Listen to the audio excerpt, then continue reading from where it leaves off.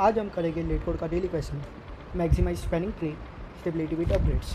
तो ये question start करने के पहले मैं एडवाइस करूँगा कि आप दो कंसेप्ट अच्छे से समझ के आइए, बाइनरी सर्च और थोड़े बेसिक्स ट्री और ग्राफ के।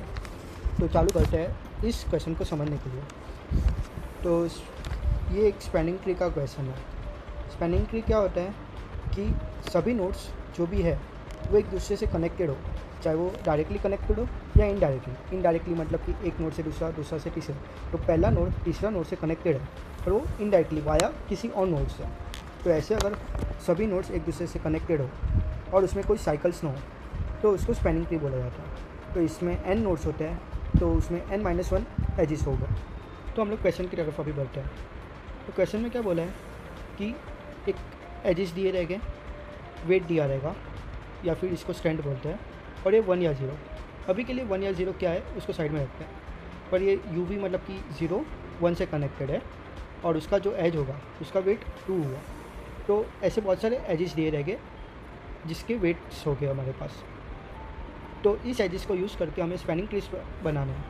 और ऐसे पॉसिबल जो भी स्पैनिंग ट्रीज होगा उसमें जो भी सबसे मिनिमम वेट होगा उस पूरे स्पैनिंग ट्री में, तो ऐसे सभी के मिनिमम स्ट्रेंथ जो आएगा या फिर वेट जो आएगा उसमें से जो सबसे ज़्यादा वैल्यू होगा उस मिनिमम वेट का, उस स्पैनिंग ट्री को हम लोग कंसीडर करेंगे। एडिशनल पावर भी दिया गया है। एटमोस्ट के टाइम्स एजिस का वेट या फिर उसका स्ट्रेंथ को अपन डबल कर सकते हैं।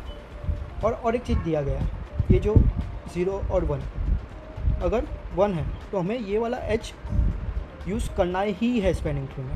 यह हमें क्वेश्चन में दिया गया है। अभी इसके अप्रोच की तरफ बढ़ते हैं। सबसे पहले हमें ये जो 1 वाले हैं, जो मस्ट एजिस है, वो तो यूज़ करने हैं हमें। तो सबसे पहले ये सभी एजिस को यूज़ करके पहले फाइंड आउट करेंगे क्या ये सब एजिस हम लोग यूज़ कर रहे हैं, क्या तो कोई साइकिल बन रहा है क्या।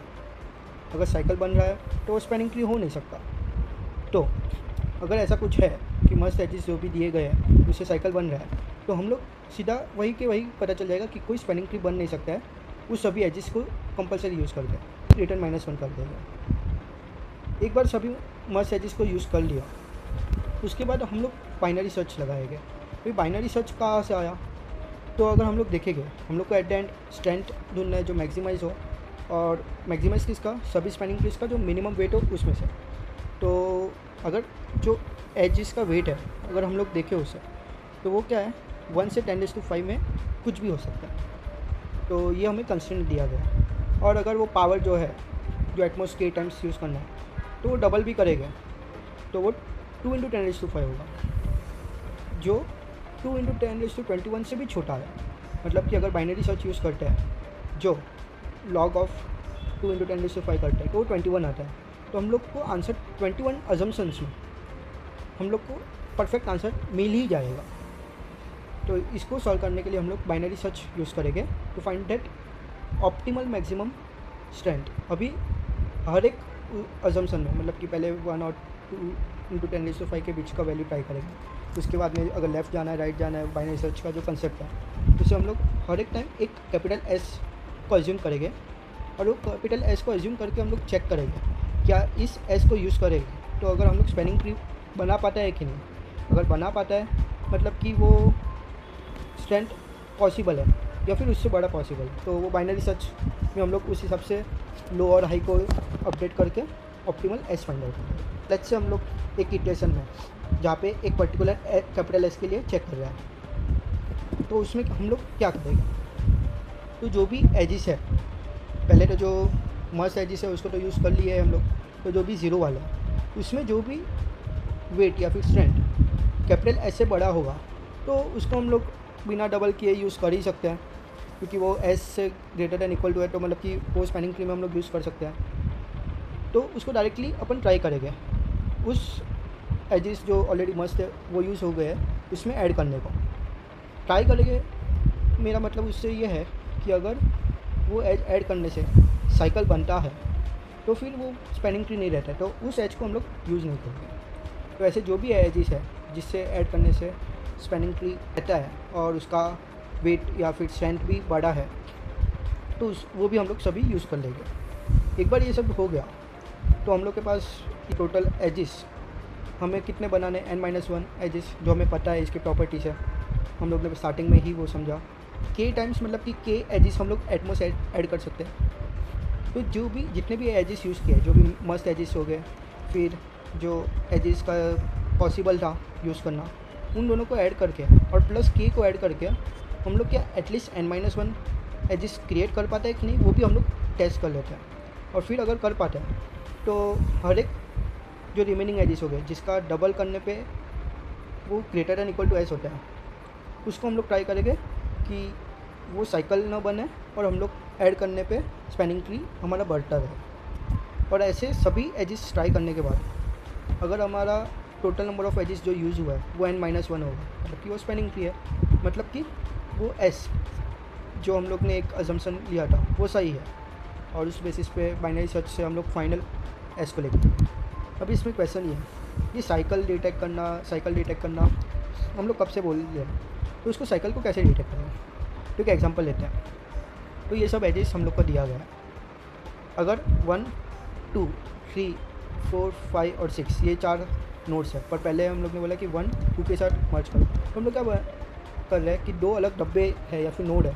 पर मैं डब्बे इसलिए बोल रहा हूँ क्योंकि एक डब्बे में एक या एक से ज़्यादा नोड्स भी हम लोग एक साथ लेके आएंगे, क्योंकि जो भी कनेक्टेड है डायरेक्टली या इनडायरेक्टली, वो एट द एंड जब कनेक्ट होता है तो वो बाकी सभी नोड्स के लिए भी इनडायरेक्टली कनेक्ट हो ही जाता है। तो हम लोग एक डब्बे में उसको कैटेगराइज करेंगे। तो इनिशियली तो 1, 2, 3, 4, 5, 6 सभी एक सिंगल डब्बे में रहते हैं। तो लेट्स से हम लोग ने ये पहला एज लिया 1 और 2, तो उसको जब भी हम लोग कनेक्ट करेंगे तो वो एक साथ एक डब्बे में आ जाएगा। फिर हम लोग क्या बोले 3, 2 को मर्ज करो, तो 3, 1 और 2 हम लोग के साथ था ही, तो ये जो डब्बा है उसके साथ वो ऐड हो जाएगा, चाहे वो 3 का पेरेंट हो 2, कोई प्रॉब्लम नहीं। फिर 4, 5 से मर्ज हुआ, वैसे ही जैसे 1 और 2 हुआ था, तो 4, 5 हो गया। फिर 5, 6 से हुआ, तो 4, 5, 6 वाले से ऐड हुआ तो और एक डब्बा बन गया। अभी ये 5, 3 से, तो इसमें कैसा है कि 4, 5, 6 अपने पास है, 1, 2, 3 ऑलरेडी है, अभी 5 और 3 को मर्ज करना।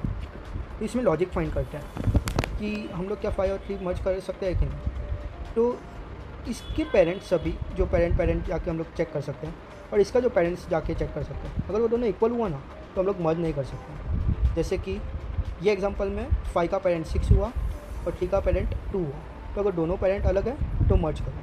अब इस एग्जांपल को मैं और आगे जहाँ पे पॉसिबल नहीं होता तो वैसे एक एग्जांपल लेता हूँ। जैसे कि अभी तक ये एजिस से ये इतना हमारा डब्बा बन गया है, और किसी ने बोला अब 2 को मर्ज करो 4 के साथ।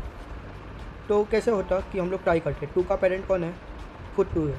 और बेटर एग्जांपल लेने के लिए मैं यहाँ पे 1, 4 से करता हूँ। तो 1 का पेरेंट कौन है 4, 1 का पेरेंट कौन है 2, तो और 2 का पेरेंट कोई नहीं है, तो 1 का रूट कौन हुआ 2। वैसे ही 4 के लिए 4 का पेरेंट कौन है 5, 5 का पेरेंट कौन है 6, 6 का पेरेंट कौन है 2, तो ये रूट हुआ 4 के लिए। और ये 1 और 4 दोनों का पेरेंट सेम ही है, मतलब कि वो ऑलरेडी एक ही डब्बे में है, तो उसको हम लोग साथ में नहीं जॉइन कर सकते, तो इसको हम लोग यूज़ नहीं करेंगे।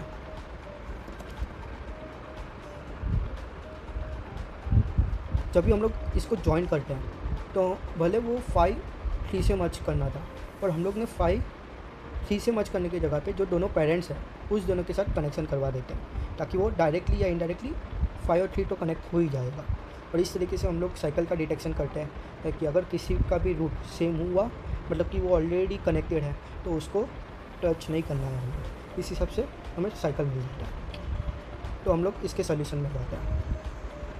तो इस सोल्यूशन में इनिशियली हमें n दिया जाएगा, जो नंबर ऑफ़ नोड्स होगा, एजेस दिए जाएंगे, यहाँ पे u, v उसका स्ट्रेंथ या वेट, और 1 या 0 कि वो मस्ट एज है या फिर नहीं। तो जो भी सबसे पहले मस्ट एजेस हो गया उसको यूज़ करके, मतलब कि मस्ट अगर 1 होगा, क्योंकि हम लोग ने u, v, s मस्ट 1 है कि नहीं, अगर है तो हम लोग क्या करें कि क्या वो कनेक्ट कर पाता है, मतलब कि क्या वही लॉजिक जो हम लोग ने पहले बताया था, एक बार हम लोग उसी लॉजिक को भी जाके देख लेते हैं। कैन कनेक्ट क्या है कि u और v दिया गया है, दोनों का रूट फाइंड आउट करो। रूट कैसे फाइंड आउट करते हैं कि अगर पेरेंट ऑफ u वही है खुद, तो उसका रूट भी वही है, तो उसको रिटर्न कर दो। वरना क्या करो, पेरेंट ऑफ u को अपडेट करो, जहाँ पे वो पेरेंट इसका जो भी पेरेंट था उसका जो पेरेंट है वो लेके आओ, तो ये रिकर्सिवली जाके रूट लेके आएगा और अपडेट भी कर लेगा।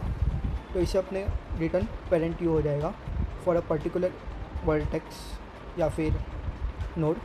और एक बार दोनों का रूट मिल गया, हम लोग को बस चेक करना है कि अगर वो दोनों रूट सेम हुआ, मतलब कि क्या कनेक्ट कर सकते हैं, नहीं तो रिटर्न फॉल्स कर दिया।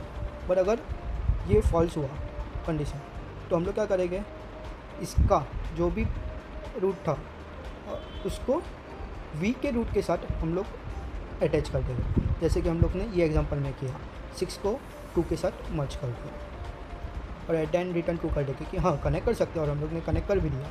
इस हिसाब से सबसे पहले हम लोग जो भी मस्ट एजिस है उसके साथ कनेक्ट करते जाएंगे। क्या वो कनेक्ट कर पाता है?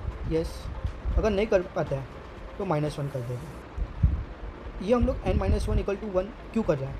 क्योंकि हम लोग को एट द एंड, अगर हम लोग का लॉजिक एट द एंड देखें तो वो n-1 एजिस यूज़ करना है। तो जितनी बार कनेक्ट कर रहे हैं तो उतनी बार हम लोग एजिस बना रहे हैं। तो एट द एंड हमारा n 1 होगा तो ही हमारा सही आंसर है। तो इस n को हम लोग kind of number of edges जो यूज़ कर रहे हैं करस्पॉन्डिंगली यूज़ करेंगे। और अभी ये हाई क्यों मैंने 10⁵ इनिशियलाइज किया, वो तो मैंने पहले ही बता दिया। 10⁵ का डबल 2 × 10⁵ है, तो वही पॉसिबल स्ट्रेंथ है, मैक्सिमम पॉसिबल स्ट्रेंथ। और लो अपना 1 है, बट मैं यहाँ पे हाई को मिनिमम कर देता हूँ। क्यों? क्योंकि जो भी मस्ट वाले एजिस है उस सभी को अगर यूज़ करना है तो उसका जो सबसे स्मॉलेस्ट वैल्यू होगा वो वैल्यू तो हमें आना ही है, और उससे बड़ा कोई स्ट्रेंथ हो ही नहीं सकता किसी स्पैनिंग ट्री का मिनिमम स्ट्रेंथ। तो इसलिए हम लोग इसको हाई असाइन कर दे रहे हैं। तो इस हिसाब से हम 1 से 2 × 10⁵ की जगह पे 1 से और छोटा कंस्टेंट लेके आते हैं। फिर इनिशियली हम लोग आंसर -1 करेंगे। अगर हम लोग को कोई ऐसा वैल्यू नहीं मिला तो हम लोग -1 रिटर्न कर देंगे। पर हम लोग इसको चेक करते रहेंगे कब तक, ये अपना बाइनरी सर्च का जो स्टैंडर्ड लॉजिक है मिडल फाइंड करो, और अगर उसको स्पैनिंग ट्री बन सकता है, इसका भी हम लोग लॉजिक देखते हैं। बट अगर स्पैनिंग ट्री बन सकता है इस वैल्यू के लिए जो मिड होगा, तो वो हमारा जो S जैसा डिनोट करता था फॉर n लेफ्ट नोड्स, ऐसे बोल सकते हो, क्योंकि बाकी तो एजिस बनते गए तो हम लोग कम करते गए। और अदर एजिस क्या था, जो भी मस्ट में नहीं था वो सब अदर एजिस हुआ, और के एटमोस्ट k टाइम्स करना है, और पेरेंट का कॉपी भेज रहे हैं। क्यों? क्योंकि पेरेंट आगे जाके अपडेट होने वाला है इस स्पेसिफिक m के लिए, मिड के लिए। पर हमें जैसे ही ये मिड चेंज होगा, हमें फिर से जो यहाँ पे पेरेंट बना था मस्ट एजिस से, वही फिर से दूसरे नए मिड के लिए यूज़ करना है। तो हम लोग पेरेंट को नहीं भेजेंगे, उसका रेफरेंस नहीं भेजेंगे, उसके वैल्यूज़ को भेजेंगे। और हमें पता है अगर वो सही से बन पाया तो हमारा आंसर हम लोग बोल सकते हैं मिड है, और अपना लोअर लिमिट को भी मिड+1 से आगे चेक करेंगे। अगर ऐसा नहीं हुआ, मतलब कि हमारा मिड से छोटा ही वैल्यू हो सकता है, तो हाई को डिक्रीज़ कर देंगे।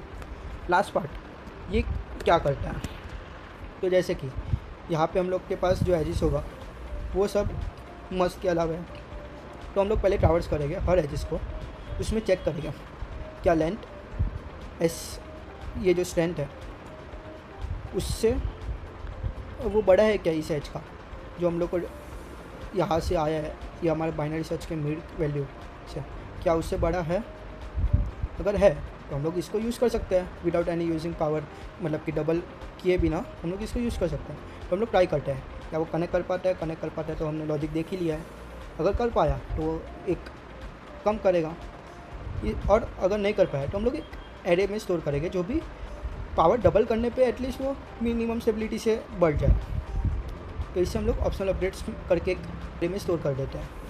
फिर क्या करते हैं कि ये सब करने के बाद एट द एंड हमारा लॉजिक था कि अगर 1 बन गया है, मतलब कि n-1 एजिस यूज़ हो गया, क्योंकि n स्टार्टिंग में जो था नोट्स, तो n जब भी 1 बना मतलब कि n-1 एजिस यूज़ हो गया, तो हम लोग रिटर्न ट्रू कर लेंगे। और अगर नहीं बना, और हम लोग को पता है कि अगर k जो एट मोस्ट जो हम लोग पावर यूज़ कर सकते हैं, डबल कर सकते हैं, अगर वो n-1 से बड़ा हुआ तो क्या कि जो पावर है वो हमारे लोग के पास कम है और एजिस हम लोग को ज़्यादा बनाना है, तो पॉसिबल नहीं है। या फिर इसको एंड नहीं और कंडीशन होगा, या फिर जो ऑप्शनल अपडेट्स बचे हैं वो ही n-1 मतलब उतने एजिस ही नहीं बचे हैं to fulfil remaining n-1 edges, तो हम लोग तो भी फॉल्स कर देंगे। तो इस हिसाब से ये हम लोग ने एक ऑप्टिमल केस डाल दिया। इसके बाद क्या कि हर एक ऑप्शनल अपडेट जो हो गया उसमें चेक करेंगे कि दोनों का रूट सेम हुआ अगर तो वो गलत है, बट ये अलग हुआ तो हम लोग ट्राई करेंगे कनेक्ट करो। अगर कनेक्ट कर पाए तो ये हम लोग नंबर ऑफ़ नोड्स या नंबर ऑफ़ एजेस का जो करस्पॉन्डेंस है उसको कम करेंगे। और जैसे ही n1 बन गया, मतलब कि हमारे नंबर ऑफ़ एजेस बन गए हैं, तो रिटर्न ट्रू कर लेंगे। बट ये सब करने के बाद भी अगर नहीं हुआ तो रिटर्न फॉल्स कर दो, क्योंकि इतने नंबर ऑफ़ एजेस हम लोग नहीं बना पाया। इस हिसाब से हमारा पूरा का पूरा लॉजिक प्ले अराउंड करता है बाइनरी सर्च पे और यूनियन ऑफ नोड्स पे।